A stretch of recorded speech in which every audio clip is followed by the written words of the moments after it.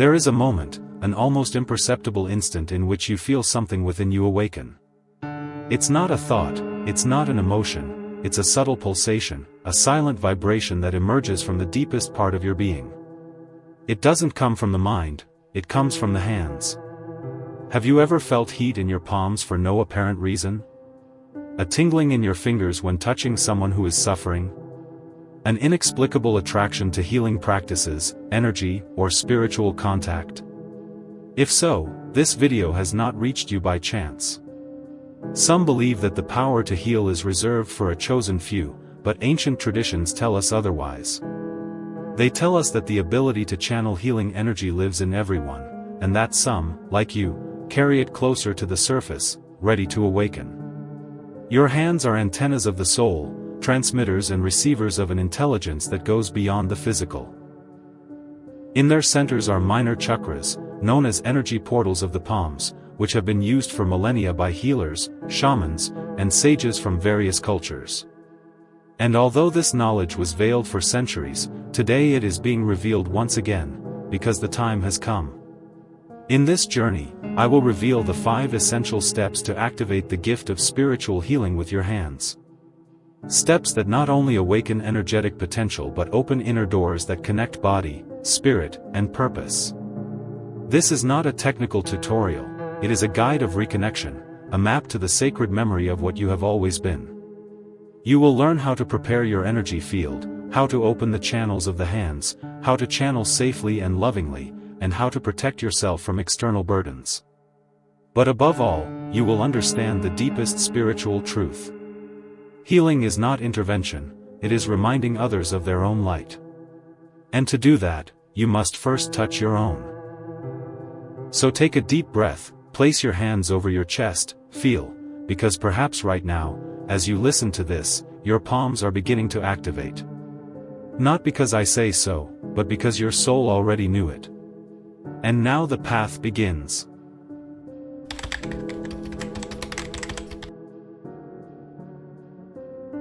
Since ancient times, hands have been symbols of power, channels, and miracles.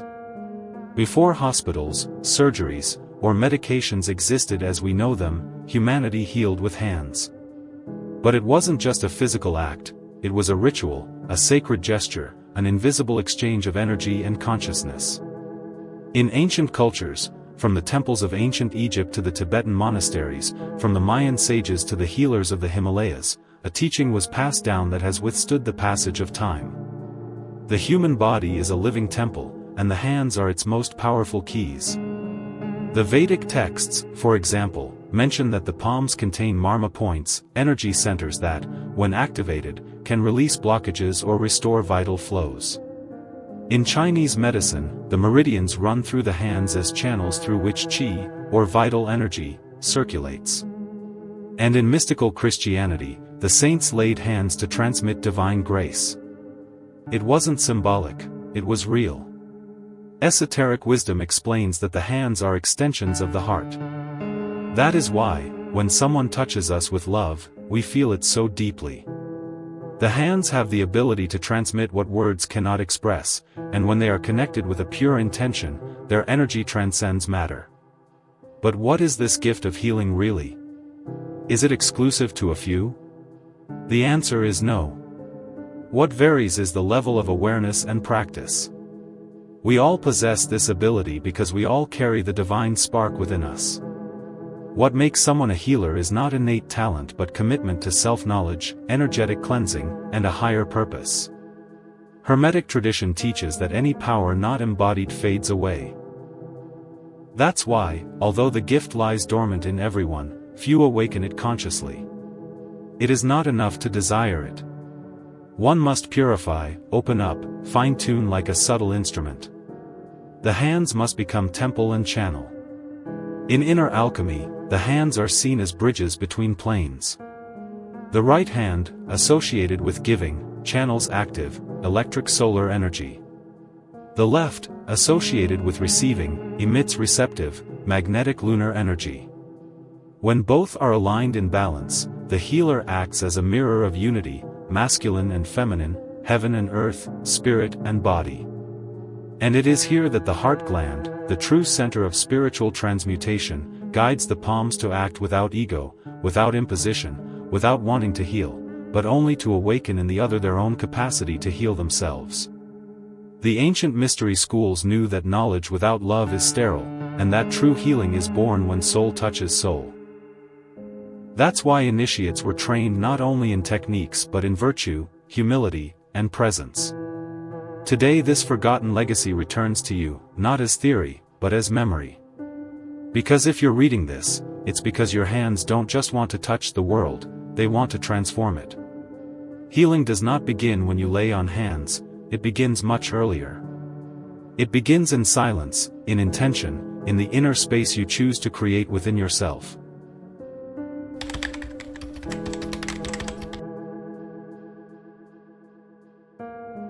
True healing is not an act of power, but of connection. And to activate the gift that sleeps in your hands, you need to walk a conscious path. This path opens in 5 steps. Today we reveal the first 3. Step 1, the inner remembrance, recognizing your calling. Before anything else, there is recognition. You cannot activate what you do not recognize. Many go through life feeling that something in them is different. They feel sensitive to the energy of places, to others' pain, to emotional shifts in their surroundings, but instead of seeing it as a gift, they see it as a burden.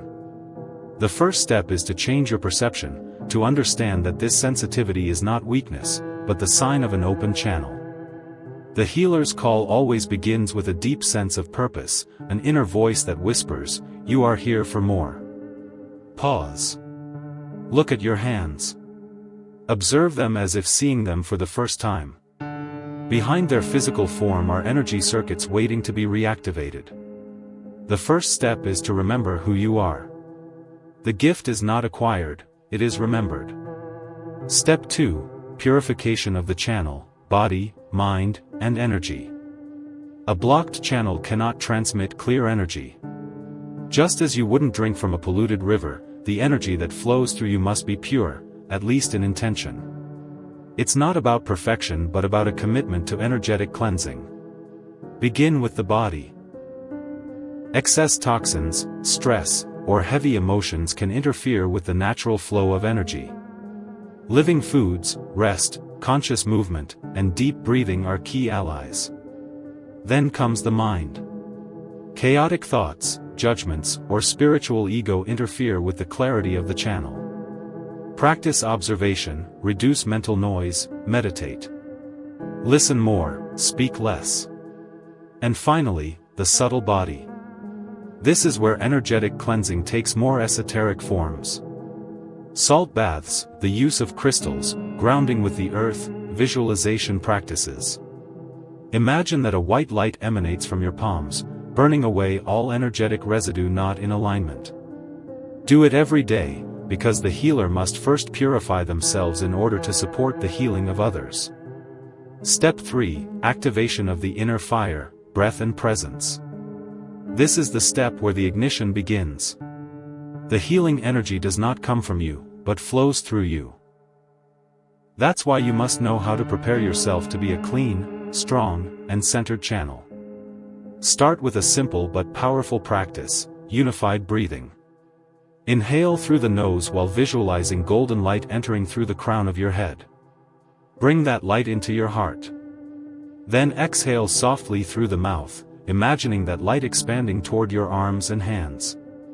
Do this with your eyes closed, in a state of reverence. Your hands may begin to warm, vibrate, or pulse. Don't be afraid. It is vital energy awakening. At this point, bring your palms in front of you, facing each other without touching. Feel the field between them. Play with that field, bring your hands closer together, then apart. Notice if there's a cushion-like feeling, warmth, or magnetism. That is living energy. Repeat internally, I am a channel of light. Only love flows through me. This affirmation is not symbolic, it is a vibrational command that aligns your intention with the correct frequency. When you feel the field between your hands is awakened, place them over your chest. Feel, don't think, feel. That's where true training begins, because the inner fire is activated not with mental formulas but with loving presence.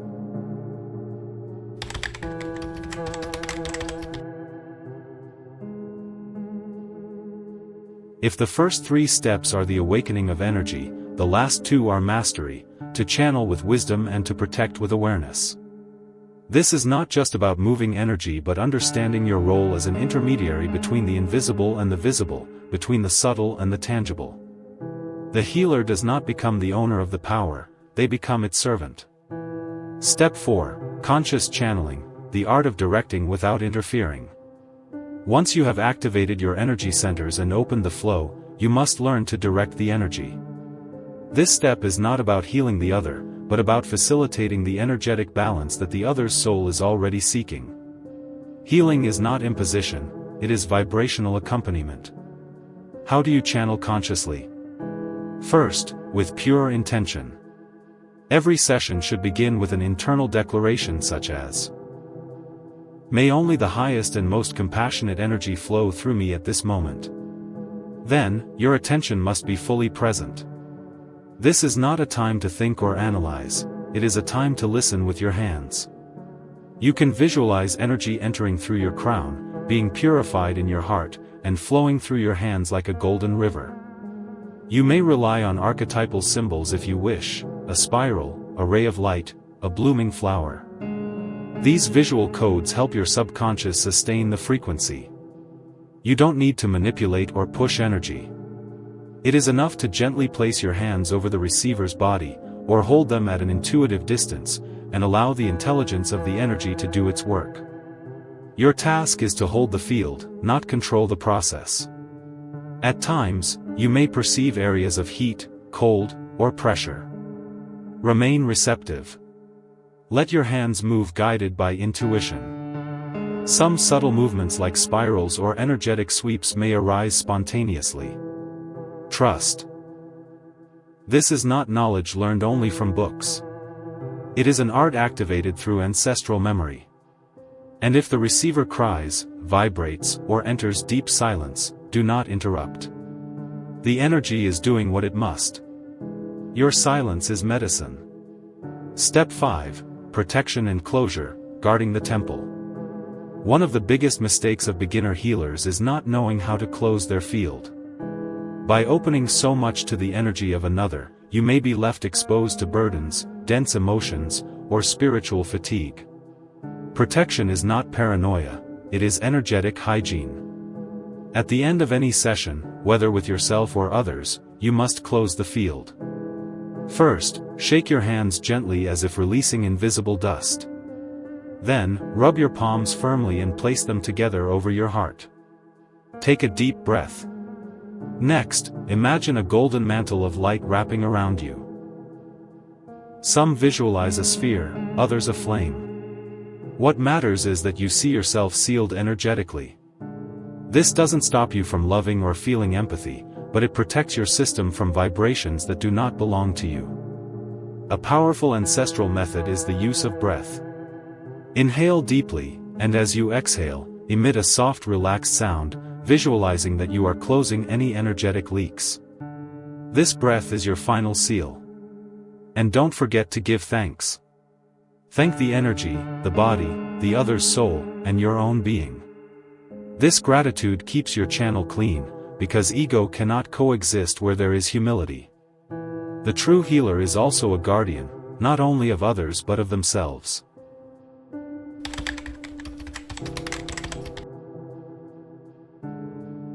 Because if you are not centered, you cannot sustain anyone else's healing. Your energy is a temple, and like any temple, it must be cared for, cleaned, and revered. Knowing is not enough, you must live it. The true gift of healing doesn't activate only in special sessions but in the everyday fabric of your life. If you want to sustain this elevated frequency, you must cultivate a lifestyle aligned with the energy you wish to channel. Healing is not an act, it is a way of being. Having a sacred space, even if small, where you meditate, breathe, and connect with your energy is essential. It might be a candle, a crystal, an image that inspires you, but beyond the object, it is the habit that matters. That little corner becomes your vibrational refuge, a constant reminder of your spiritual commitment. But the most powerful altar is invisible, it is your daily intention. When you walk, eat, or speak with presence, when you choose compassion over reaction, you are building the inner altar, and that is the true temple of the healer. Breath is the master key to keeping your energy clear. 3 times a day, stop. Close your eyes, inhale deeply, bring the air into your abdomen, hold it for a moment, and exhale softly through your mouth. Do this 3 times. In less than 2 minutes, you will have changed your frequency. Make this practice your anchor. In moments of tension, anxiety, or sadness, return to your breath. Remember, the healer does not just heal others, they know how to regulate their own field before intervening in another's. Just as you bathe to cleanse your body, you must also bathe energetically. A mindful shower, imagining the water washing away all dense energy, a bath with sea salt and lavender, or simply brushing your body with your hands from top to bottom with the intention of release. You can also use incense, sounds like bowls or mantras, or walk barefoot on the earth. Anything that brings your body back to center is part of your spiritual self-care. Before touching someone, giving advice, or even speaking from the place of a healer, pause and set your intention. This can be a mental phrase, like, "May this word touch the soul and not the ego." Intention is what distinguishes the healer from the manipulator. Remember that you do nothing for the other, but with the other, this aligns you with the true humility of spiritual service. You are not here to save anyone. You are here to remind them that they can save themselves. Surround yourself with kindred souls. Share, learn, exchange energy, but do not idolize anyone, not gurus, not techniques, not quick promises. The healing path is deep, and often challenging. Learn to listen to your body, your intuition, and your heart above the external noise. There is a secret that the oldest spiritual traditions have whispered for millennia. One that has been lost among modern noise and the fascination with external powers. That secret is simple but transformative. The energy that heals is not outside, it is within you. And your hands, so human, so ordinary, are the sacred temples where that power sleeps, waiting to be awakened. Now you know that healing with your hands is not just for a chosen few, nor does it depend on belonging to a mystical order. It is a natural ability that reactivates when the soul aligns with compassion. Intention and presence are a language that needs no words, a silent prayer expressed through touch, through breath, through the heart. You have traveled 5 steps, from the remembrance of your calling, the cleansing of the channel, the activation of the inner fire, the conscious channeling, to energetic protection and daily practices that keep the flame alive. These are not rigid formulas, but symbolic keys, triggers that awaken sleeping memories in your cells, your soul, your spiritual lineage. But the true initiation begins now, when you decide to embody this knowledge. Because understanding it intellectually is not enough, you must live it. You must touch the world with hands that do not judge, do not invade, do not rush, hands that listen, that feel, that hold. Remember, you are not here to change others, but to change the way you are present with them. Sometimes, just with your vibration, you are already healing. Sometimes, you don't even need to touch. Your presence, if filled with light, is enough for another soul to remember itself. And if at any moment you doubt, if you feel small, insecure, or unprepared, breathe. Place your hands over your heart and listen. That energy you feel there is your truth, it is the divine spark within you, it is your gift. Now, dear seeker, dear healer, I invite you to take one more step. If this message has resonated with your soul, don't keep it to yourself. Share this video, leave a like, and subscribe to the channel so that together we can continue bringing these forgotten teachings to light. Every gesture counts. Every click is an intention planted in the collective field, and it may be thanks to your action that another soul also remembers their sacred gift. I'll see you in the next video, where we'll continue exploring the secrets of the energetic body, the ancient soul maps, and the spiritual techniques that, though hidden, still beat in the hearts of the awakened. Until then, keep healing, keep remembering, and above all, keep touching the world with the light you carry in your hands.